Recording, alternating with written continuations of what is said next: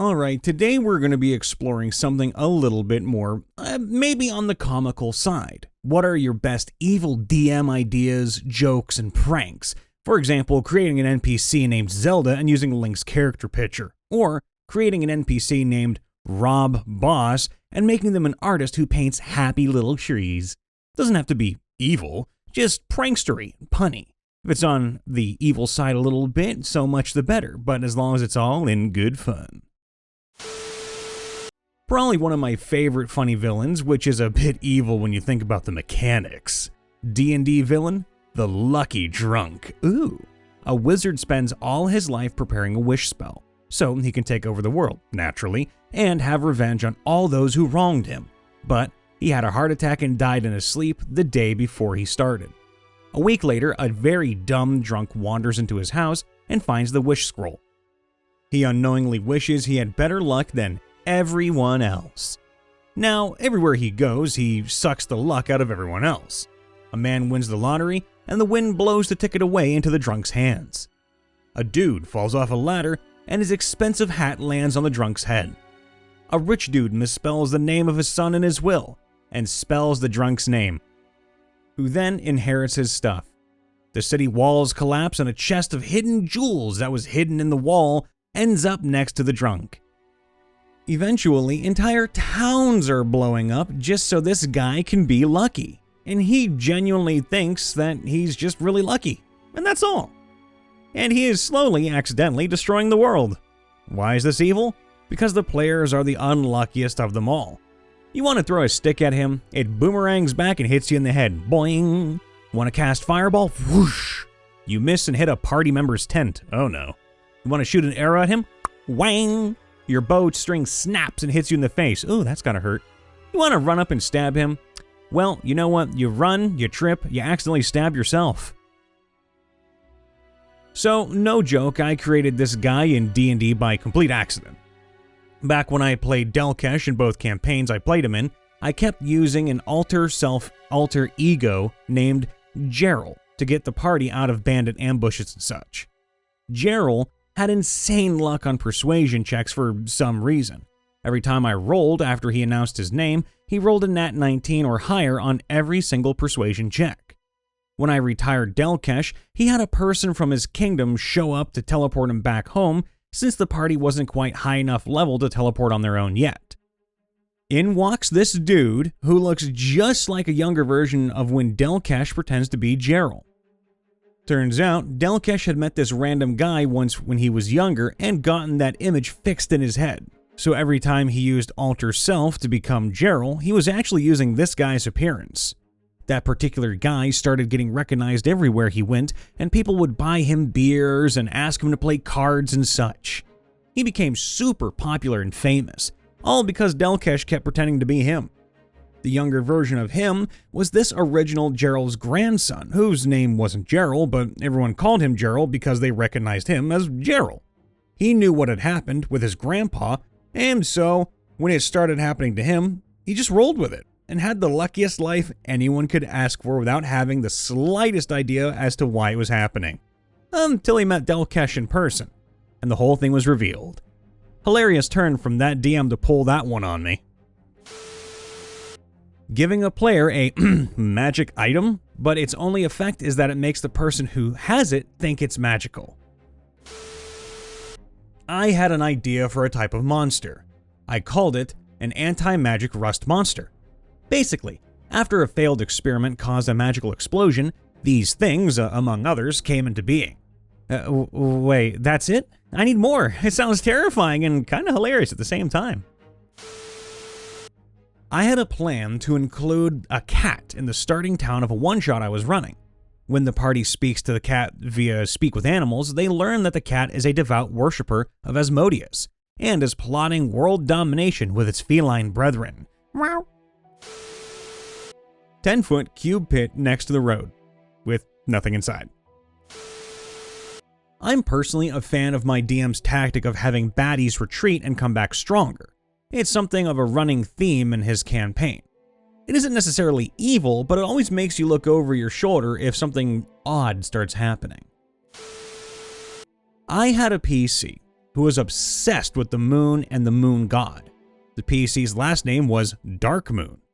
He found a cursed ring that married him to a powerful NPC with the last name Sunbright. Whenever I'd do session recaps and got to say his new name, I'd always got a chuckle from his groans. I know, it's simple, but I try and make sure to ask the party for perception checks multiple times per session, even when there is really nothing there. You better not let them find out about that though, because it's kind of a dick move to be honest. Funny, but a dick move nonetheless. My favorite DM has a tendency to coagulate their played worlds together, at the very least in a very lost secret multiverse way. But sometimes he brought it so boldly to the forefront. So, for example, introducing the entire SCP property into one of the worlds. The world where my character polished their chain sickle with a weird machine filled with dials, and when it came out, it was so well polished that the bare minimum kinetic touch made it wrap itself upon the closest target.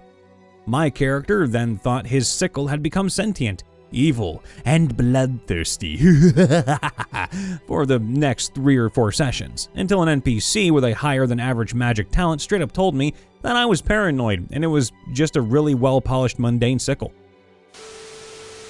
Not mine, but for context, I was trying to pick one NPC to resolve an accidental harem plot.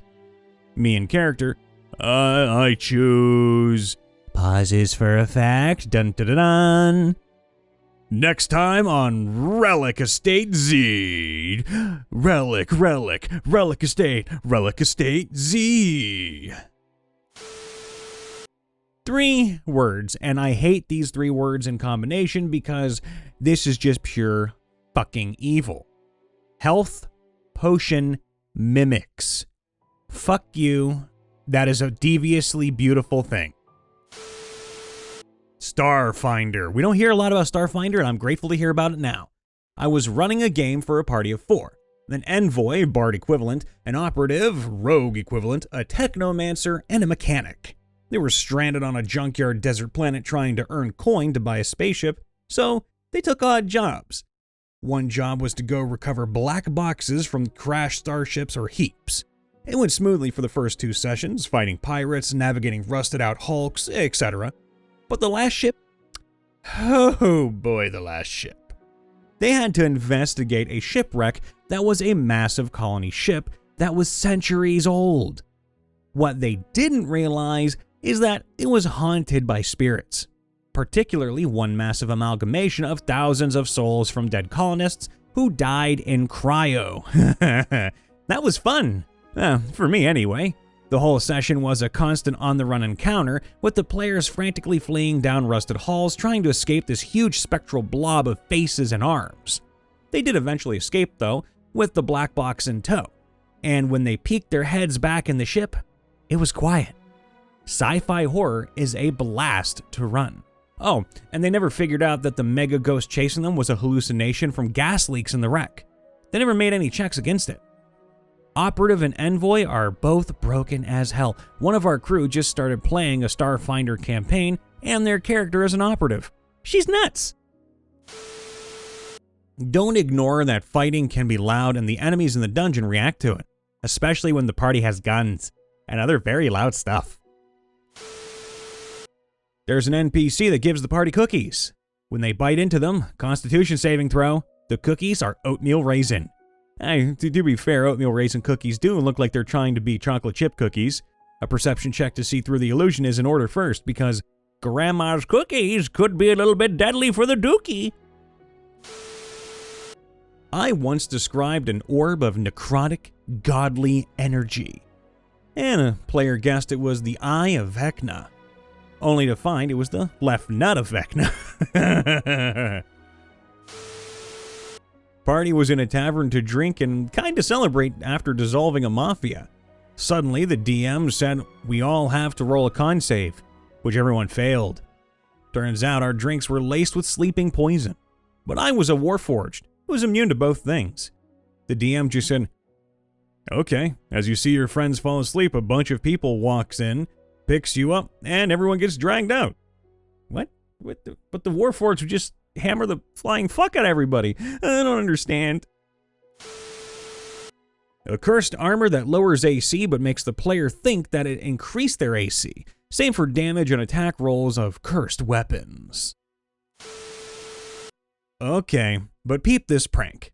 Hype the party up with hints that the big bad evil guy is a massive, powerful black dragon, complete with finding the swamp grotto nest with black scales. Ugh. And then it turns out that the black dragon is this goofy little megalomaniac kobold who covers themselves in a homemade black walnut dye or something to darken their pale scales. And it's a weak albino runt cast out from their tribe. But they learned enough thaumaturgy that the villagers absolutely are terrified of it, and you won't get the reward unless you bring the dragon's head back. All that hype, and instead of a big bad wolf, you get a cowardly sheep, or a badly disguised goblin trying to pass for a human, and will shank you if you mention they're a goblin or anything relating to them not being a human or doing normal human things. As a DMPC, they're blatantly not a human, but they're convinced their disguise is perfect. Or a broken ring of teleportation that only teleports them 2 feet to the left and in a completely opposite orientation than they were. As an example, laying on your back, you're now face down and your head is facing the way your feet were facing, and you're 2 feet to the left. My player's favorite NPC, Clem. All she says is Clem, and the players had to roll to see if they understood her. Clem is a 1-foot-tall kobold. Hopefully not a runt that is albino covered in walnut dye, because otherwise, that one's going to be hunted down and possibly killed. Hey everybody, Brian Von VA here, checking in after the vid, as per usual. Make sure to leave a like to subscribe to ring that bell so you can get notified whenever we post or go live. If you want to catch us live, do so on our Twitch. And if you want to check out 30 to 60 second videos that we do post, TikTok is the place to go. Links are in the description below. Using r/MrRipper, you can submit your stories to us and we'll read them live or here in a video just for you. Now, I'm Brian Von VA. You may not have heard of me, but if you have, come check me out on Twitch, Twitter, YouTube, anything. I don't mind. I am here all day, every day to say hi to all of you. That being said, I try to end things on a positive note. Today's no different. I just want to say, the past is the past. A lot of people deal with a lot of crap in the world, and to be honest, a lot of it will stick with you for a long time, but you have to be strong enough to know that the past can be the past. You can let go of whatever you really want to let go of. It might take effort, it might take years to do it, but hey, as long as you know that you're worth moving forward and not moving backward, that's the start, and you all are worth it. Every single one of you are worth that. I may not know all of you, yeah, but I'm pretty goddamn certain that every single person that's listening in right now stayed because you know that you're worth something. And you just want to be reminded of it every so often. And I get that. So I love you all. I really do. Please be safe, be happy, be good to each other, be good to your parents. And I will see you guys and gals next time. Bye for now.